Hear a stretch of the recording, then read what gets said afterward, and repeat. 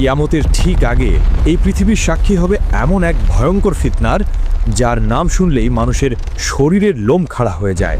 এটি হলো হাজার হাজার বছর ধরে বন্দী থাকা এক ভয়ঙ্কর জাতির গল্প। এটি হলো ইয়াজুজ ও মাজুজের কাহিনী। ইয়াজুজ ও মাজুজ হলো হযরত নূহ আলাইহিসসালামের বংশ থেকে আসা এক জাতি। তারা আমাদের মতোই মানুষ, কিন্তু তাদের স্বভাব চরিত্র আর চেহারা সাধারণ মানুষের মতো নয়। হাদিসের বর্ণনা অনুযায়ী তারা হবে বেটে, তাদের মুখ হবে চ্যাপ্টা, নাক হবে ছোট এবং চোখগুলো হবে ছোট ছোট। তাদের সংখ্যা এতটাই হবে যে তা মানুষের কল্পনাকেও হার মানাবে। তারা যখন কোনো একটি নদীর পাশ দিয়ে যাবে, তখন তারা সেই নদীর সমস্ত পানি পান করে শেষ করে ফেলবে। এই জাতি এতটাই ভয়ঙ্কর হবে, একটা নদীর পানিকেও তারা মিনিটের মধ্যে শেষ করে দিতে পারে, নদীকে মরুভূমিতে পরিণত করে দিতে পারে। তাদের প্রধান বৈশিষ্ট্য হলো তাদের সীমাহীন নিষ্ঠুরতা। তারা কোনো এলাকায় ঢুকলে সেখানে প্রাণের কোনো চিহ্ন রাখে না। তারা সেখানকার সব ফসল নষ্ট করে ফেলে, সব গাছপালা উপড়ে ফেলে, সব পশু পাখি মেরে ফেলে এবং নারী পুরুষ শিশু কাউকেই ছাড়ে না।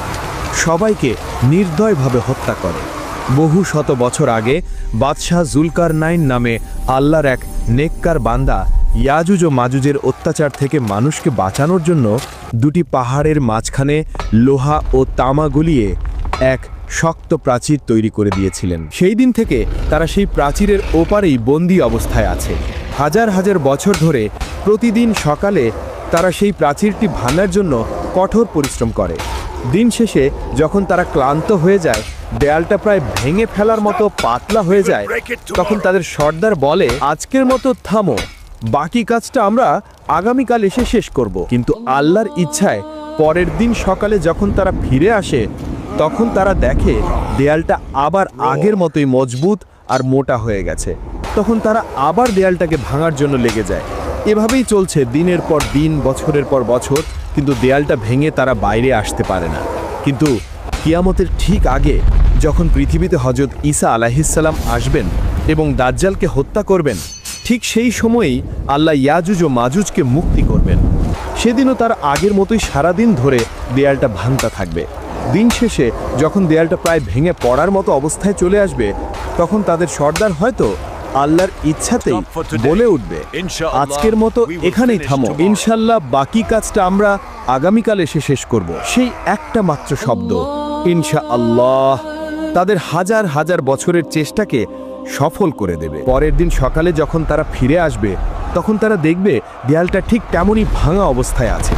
এরপর তারা এক ধাক্কাতেই সেই দেয়ালটা ভেঙে ফেলবে এবং কোটি কোটি ইয়াজুজ ও মাজুজ বন্যার পানির মতো তীব্র গতিতে সারা পৃথিবীতে ছড়িয়ে পড়বে। তাদের আগমনের সাথে সাথেই পৃথিবীতে শুরু হবে এক চরম বিপর্যয়, এক ভয়ঙ্কর দৃশ্য। তারা যখন উঁচু ভূমি থেকে দল ভেদে নামতে থাকবে, তখন মনে হবে যেন পাহাড়ের উপর থেকে এক বিশাল কালো সমুদ্রের ঢেউ নেমে আসছে।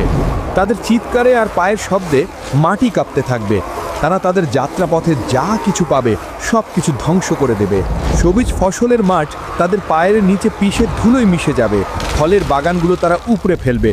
শহরের পর শহর তারা জ্বালিয়ে পুড়িয়ে ছারখার করে দেবে। তারা যখন জেরুজালেমের তাবারিয়া নদীর পাশ দিয়ে যাবে, তখন তারা সেই নদীর সমস্ত পানি পান করে শেষ করে ফেলবে। নদীটা একদম শুকিয়ে মরুভূমির মতো হয়ে যাবে। কিছুক্ষণ পর যখন তাদের শেষ দলটি সেই শুকনো জায়গার পাশ দিয়ে যাবে, তখন তারা একে অপরকে বলবে, হয়তো কোনো এক সময় এখানে পানি ছিল। পৃথিবীর মানুষ ভয়ে আতঙ্কে দিশাহারা হয়ে যাবে।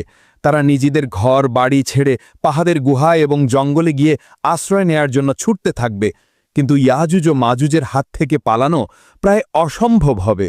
তারা পৃথিবীর মানুষকে মারতে মারতে এমন এক পর্যায়ে পৌঁছাবে যখন তারা অহংকার করে বলবে, আমরা তো পৃথিবীর সব মানুষকে মেরে ফেলেছি, এবার তো পৃথিবীতে আমাদের কোনো শত্রু নেই, চলো এবার আকাশের ফেরেশতাদের মারি। এই বলে তারা আকাশের দিকে তাদের তীর ছুড়বেন।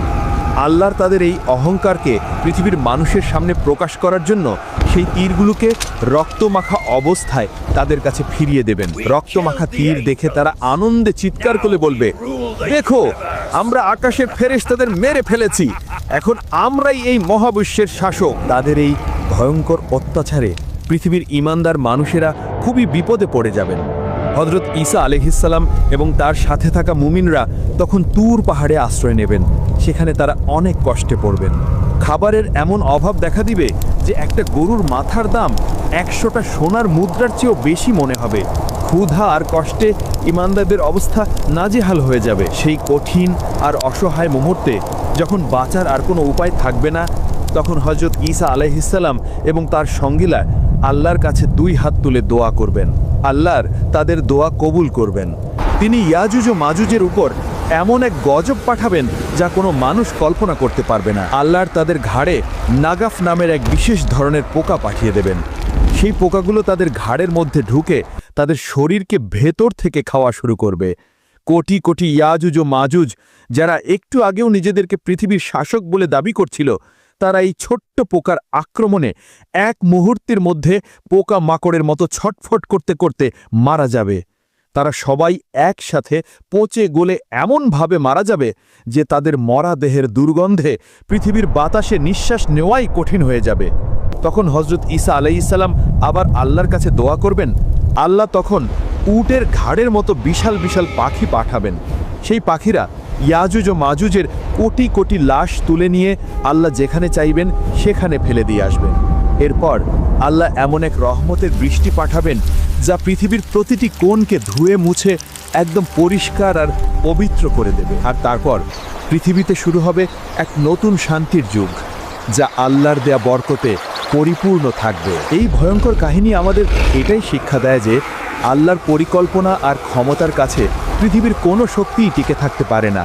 আর ঈমানদারদের জন্য আল্লাহর সাহায্য সব সময় প্রস্তুত, যদি তারা ধৈর্যের সাথে তার কাছে সাহায্য চায়। ইয়াজুজ ও মাজুজের এই কাহিনী যদি আপনার ঈমানকে শক্তিশালী করে থাকে, তাহলে ভিডিওটিতে একটি লাইক দিন এবং আপনার প্রিয়জনদের সাথে শেয়ার করে এই গুরুত্বপূর্ণ জ্ঞানটি ছড়িয়ে দিন। আমাদের চ্যানেলটি সাবস্ক্রাইব করে ইসলামের এমন আরও মহর্তিময় এবং শিক্ষণীয় কাহিনী জানার জন্য আমাদের সাথেই থাকুন।